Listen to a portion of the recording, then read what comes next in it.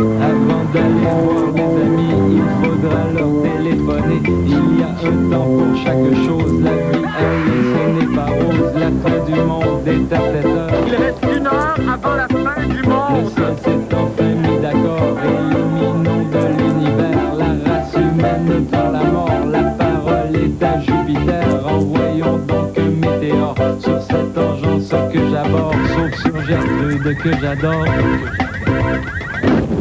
Vendredi 19 février 1999, spécial Vice. Dossier choc sur la folie du gambling. Triste mais vrai, j'ai connu l'enfer du jeu et j'ai perdu ma femme et ma maison dans une game de Mousetrap. Et quoi ne pas faire en fin de semaine? Ne jamais, jamais, jamais, jamais me montrer des images de ma jolie épouse depuis que je l'ai perdue dans une partie de Mousetrap. Ça me brise le cœur. Du monde et bon vendredi, mesdames et messieurs. Tout d'abord, des nouvelles de moi. Ce soir, non, ce n'est pas l'animateur qui vous parle. Non, ce soir, j'ai pris l'animateur dans un coin et je lui ai dit « Ciao, bambino! Vorrei un galetta al pane per piacere e una tavola per due alla vicina della Piazza San Marco. » Et sans sourciller, l'animateur est parti pour laisser sa place au comédien. Car vous savez, je suis un enfant de la balle. Ce qui a d'ailleurs énormément surpris le docteur à ma naissance. Et le comédien veut ce soir vous offrir ce qu'il a de mieux. Un reportage de Marco Labrecce. Per favor.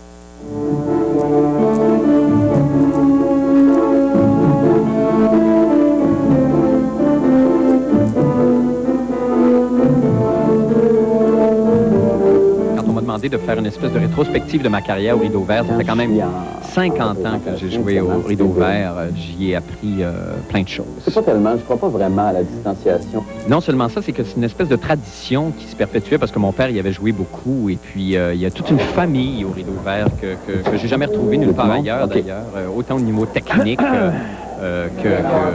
bon, évidemment que le public dans la salle qui devient ils deviennent presque des complices des comédiens et tout ça. Et ça, c'est très particulier à Montréal. J'ai pas trouvé ça dans aucune autre compagnie. Il y a eu le théâtre pour enfants qui a je pense que c'était Poupou et Pimpin, en je sais plus quelle année, qui m'a donné envie de faire du théâtre. Alors, c'était bon, évidemment, il y avait une fête dans la salle. Les enfants étaient surexcités à chaque fois. Il y a eu tout le... Bon, tout l'épisode des belles-sœurs, ça, c'était historique.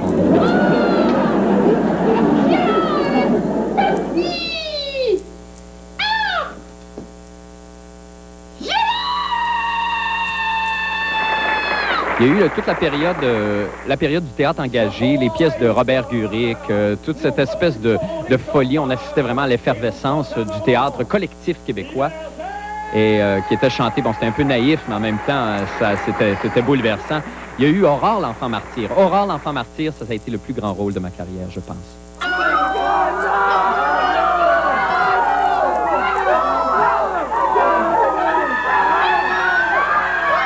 Alors, les gens étaient déchaînés dans la salle. Il y a eu la période Fédo. Ça, c'était tellement extraordinaire parce que là, je me souviens qu'on avait fait, je pense, autour de 65 ou 64, une espèce... C'était le soulier à la patte. Et j'interprétais tous les personnages parce qu'il y avait une grève à l'Union des artistes à ce moment-là. Il n'y avait plus d'un seul comédien qui voulait jouer. Et un soir, j'avais joué tous les personnages. Ils ne me trouveront pas! Ah, quel beau souvenir. Il y avait tout quelque chose d'éclaté. D'ailleurs, parlant d'éclaté, on a repris l'Aurore version disco en 72 ou 73, je pense. Ou 74, je me souviens plus, et ça a été vraiment là, quelque chose de très éclaté. En tout cas, d'immenses souvenirs qu'évidemment, j'oublierai jamais. Et merci Yvette Brindamour et Mercedes Palomino. Hein? C'est ça qui est dit. OK, maintenant, pour les nouvelles de la fin du monde. Ça vous tente-tu? On va jouer aux cartes. OK, go! 1, 2, 3, 4, 5. 5 cartes. Les 7 frimés, le typique dans le trou, le gros jeu partout, puis la petite grosse en arrière. OK? On sort les jeux. OK, let's go. C'est beau, hein? Bon, ça, c'est des termes de gambler professionnel, la petite en arrière, tout ça. OK, ah ouais, pisse! Bon, on va mettre 5 cents. Checkez-moi bien bluffé.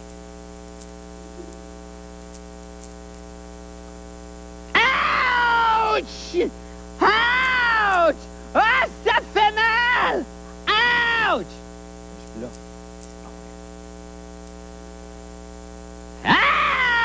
Ouch! Ouch! Ça fait... Oh! Ah, que ça fait mal! Ah ouais, 25 cents. Ah, avouez que vous aimez ça, le gambling, les barbottes, l'arnaque. Ça vous fait saliver, ça, vous autres. Eh bien, tout n'est pas rose dans le monde des jeux de hasard. D'ailleurs, Christian Tétrault en fait pour nous ce soir la funeste démonstration. On écoute. Avant l'avènement du Casino de Montréal, se ruiner au jeu était un exercice passablement difficile. Il n'y avait finalement qu'aux courses où on pouvait parier. Guy Aymon, toi, t'as pas commencé à gager hier, toi, là? J'ai commencé à gager à 12 ans. À l'époque, là, l'hippodrome, le Blue Bonnet et Richelieu, c'était des endroits légaux où gager.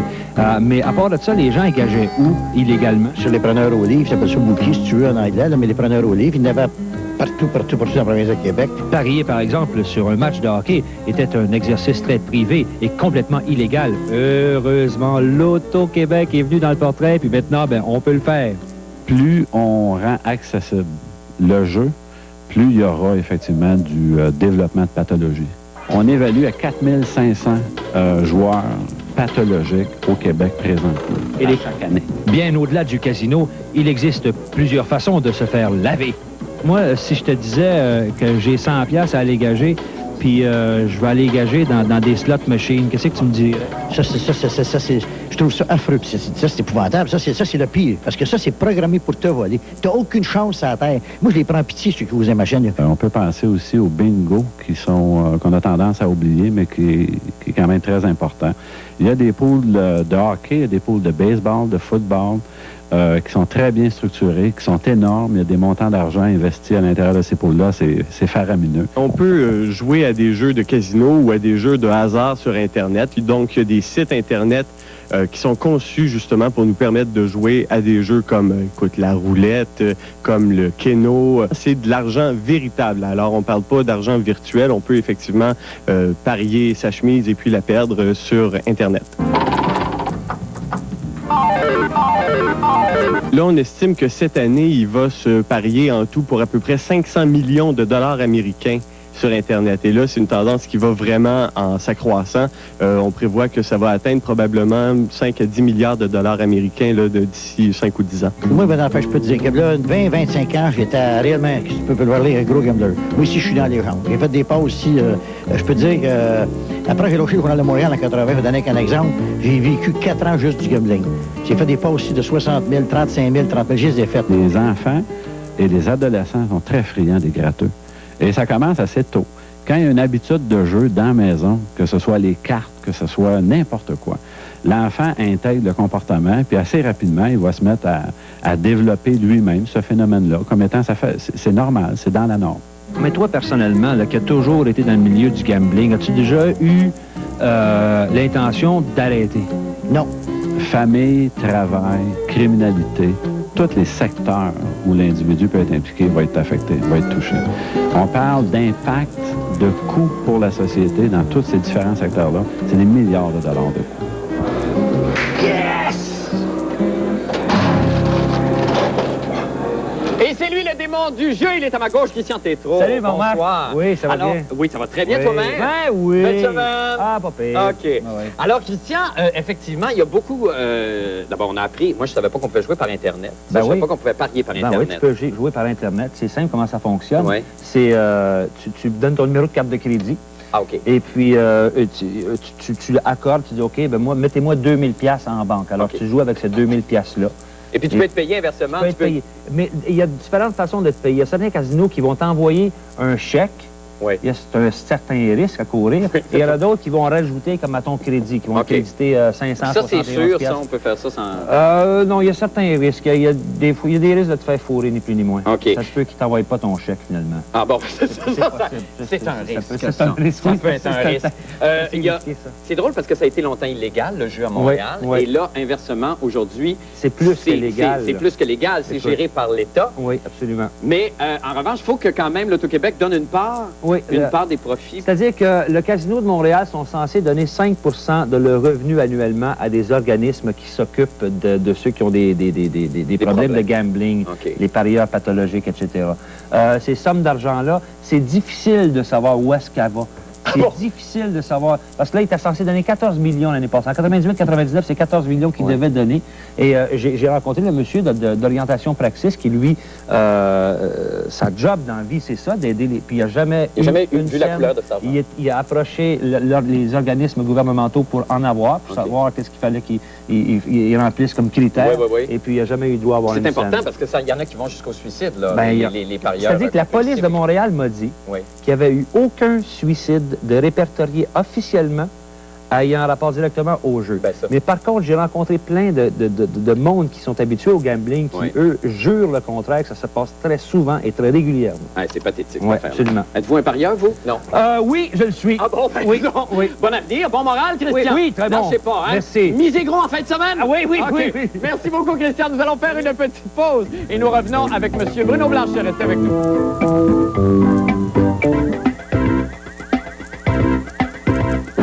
Eh bien, c'est vendredi et vous vous dites, oh non, plus jamais je ne demanderai au comédien Raymond Bouchard de me prêter la perruque qu'il porte dans la série radio afin de l'ajouter à ma collection de pubis de mammouth.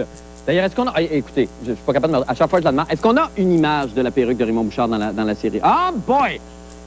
Oh, oh! Ça s'arrange pas, hein? C'est pire de semaine en semaine. C'est effrayant. Moi, c'est pour sa famille que ça me fait de la peine. En tout cas, anyway. Pour d'autres activités, évitez, écoutons les judicieux conseils de Maître Bruno Blanchet et sa chronique « Quoi ne pas faire en fin de semaine ». Bruno, bonsoir. Bonsoir, Marc. Une belle surprise, apparemment, ce soir que vous nous préparez, Bruno. Semble-t-il. J'ai oui dire. Dieu que j'ai hâte. Je sais pas pourquoi. Écoute, Marc, si on veut en arriver là, je vais commencer par un petit conseil. C'est qu'en vieillissant, c'est bien connu, on oublie. Mais il y a une chose qu'il ne faut jamais oublier, et ce sont les leçons apprises dans les histoires pour enfants. Parce que c'est des petites histoires qui souvent ont l'air anodines, mais qui cachent de... Vous voyez, je suis tellement nerveux, là. On va voir ce qui s'en vient tantôt. Par exemple, ces histoires-là, laissez-moi vous parler de King Kong aujourd'hui. Eh bien, King Kong, c'était un gorille géant qui vivait sur une île déserte. Et là, il est tombé en amour avec une fille, et la fille lui a pas dit. Et là, des scientifiques ont capturé King Kong, ils l'ont emmené à New York, et ils l'ont tué. Et si je pense qu'il y a une leçon à tirer de ça, c'est qu'il ne faut pas attendre que King Kong soit rendu accroché après l'Empire State Building à New York pour lui dire qu'on l'aime. Et justement, ce soir, je vous ai composé une petite chanson que j'aimerais vous interpréter. Je vais enlever mes lunettes. Non, je vais les garder plutôt. Une chanson que j'aimerais dédier à tous les enfants de la Terre. Musique.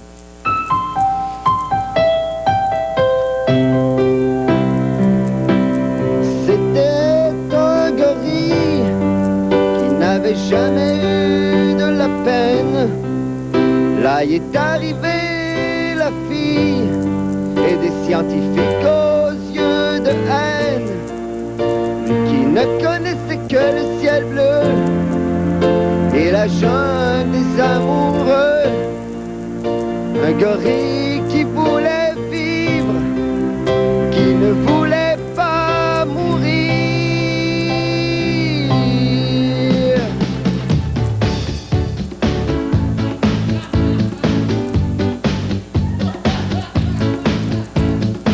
Je suis en amour, j'ai confiance en moi, je regarde autour.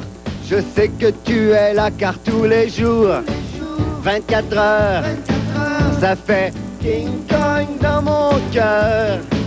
Oui, tous les jours, 24 heures, ça fait King Kong dans mon cœur.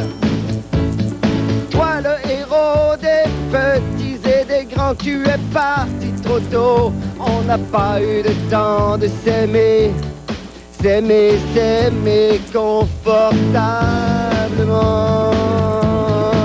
Mais je te pardonne, oh oui, King Kong, je te pardonne, car tous les jours, 24 heures, ça fait King Kong dans mon cœur. Tous les jours, 24 heures, ça fait King Kong dans mon cœur. Tous les jours, Bravo! Merci. Bravo! Bravo! Avez-vous entendu? Avez-vous entendu? Hein? Richard Goyer crier Belgazou? Avez-vous entendu ça? Vous êtes notre nouvelle Diane Guérin? Êtes-vous content? Oui. C'était beau, ça. C'était bon, hein? Ah! Merci, Bruno. C'est tout le temps qu'on a. C'est magnifique. Une autre la semaine prochaine? Ah ouais. Merci beaucoup. Nous allons faire une petite pause. Revenez-nous avec d'autres nouvelles. Restez.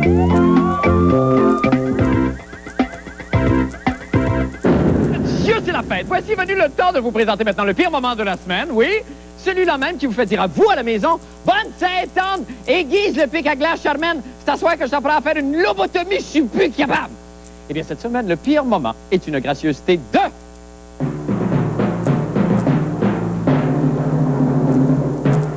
Isabelle Maréchal! Ben oui! L'animatrice des Valvolines d'abord, qui avec son opportunisme outrancier qu'on lui connaît, a tenté avec le plus grand sans gêne d'élargir son cercle de copines pour y inclure la grande gagnante du gros lot de 20 millions de la Super 7, Gisèle Faubert.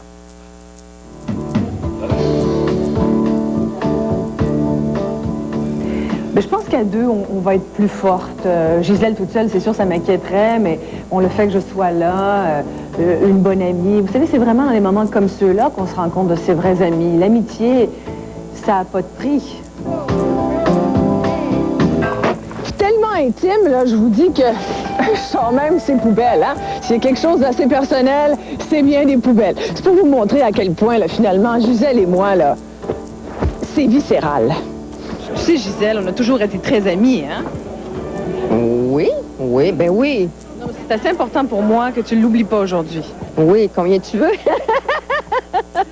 OK, j'ai envie de me faire plaisir. OK, je vous lis un autre extrait du best-seller « 1001 jeux de mots » avec Paul Aude. OK, comme ça, de même, là, juste full désinfo. Ah, appelez-moi Spontané Boy, ça me dérange même pas. OK? Ah ouais, let's go. Cabrouche, cabrouche. OK? Que sera, c'est ça. Bon, alors, comment appelle-t-on un scientifique qui étudie les restes des civilisations? Un anthropologue. Et comment appelle-t-on un scientifique qui étudie les restes des vieilles? Un anthropologue. Et ça, elle est très bonne. Elle est très bonne. Oui. Et c'est drôle parce que c'est très vrai. Voici donc Paul Aude avec sa chronique. Bonsoir, des Marc. Paul, bonsoir. Marc, vous savez que O.J. Simpson Oui. est encore l'un des hommes les plus détestés aux États-Unis. Ben, on a pu voir ça cette semaine un petit peu. Il y a- J'ai vu qu'il y a une compagnie, un poste de radio qui a brûlé un de ses chandails, je pense. Plus que ça, Plus ils que ont ça. acheté des choses qui ont appartenu à O.J. Simpson et ont brûlé, entre autres, des chandails, brisé des coupes. D'ailleurs, nous voyons ces images aux États-Unis. Oui. Ce sont des objets qui ont appartenu à O.J. Simpson, qui a connu une carrière athlétique évidemment formidable, C'était quoi, ça, autant universitaire. C'était des gens qui étaient là pour Oui. approuver la séance de démolition, tellement on en veut encore à O.J. Simpson, Bon. en disant que finalement, cet homme-là ne devrait pas être un homme libre aujourd'hui. OK.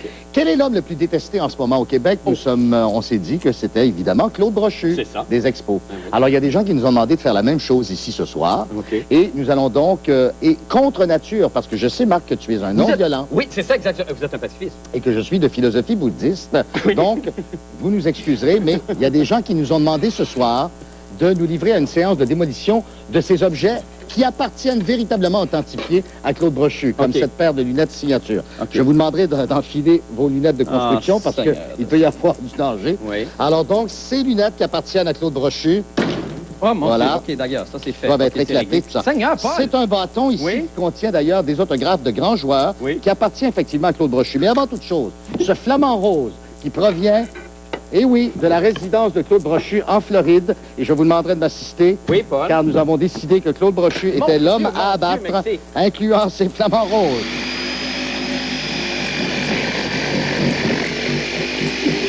Ah, c'est, hein? Ah! Ah! Ah! Voilà. Ah, il est fait, lui, hein? Quant à ce bâton, Oui. qui réunit ici plusieurs joueurs des majeurs qui appartiennent au Temple de la Renommée, des joueurs aussi impressionnants que Boots Day, Mike Wagoner et Claude Raymond, eh bien, voici ce que nous en faisons Non, de non. votre bâton, M. Brochu, pour bloquer le dossier des expos. Oh! Oh! Oh! Oh! Oh! Oh!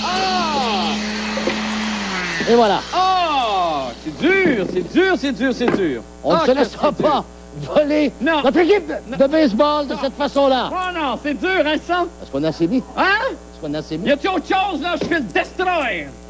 Y a rien d'autre? Vous savez que la date butoir est le 6 mars prochain. Mais oui. Et ça y apprendra, Claude Hein? Brochu. On n'est plus le même homme, hein, Paul? Non, je vous vois mal. OK. Merci, Voulez-vous- ça fait du bien. Voulez-vous Mon qu'on en Dieu. mette encore un peu? Vive le vaudou. Merci, Paul. Nous allons faire une petite pause. Nous revenons avec le mot de la fin de la vidéo. Restez avec nous.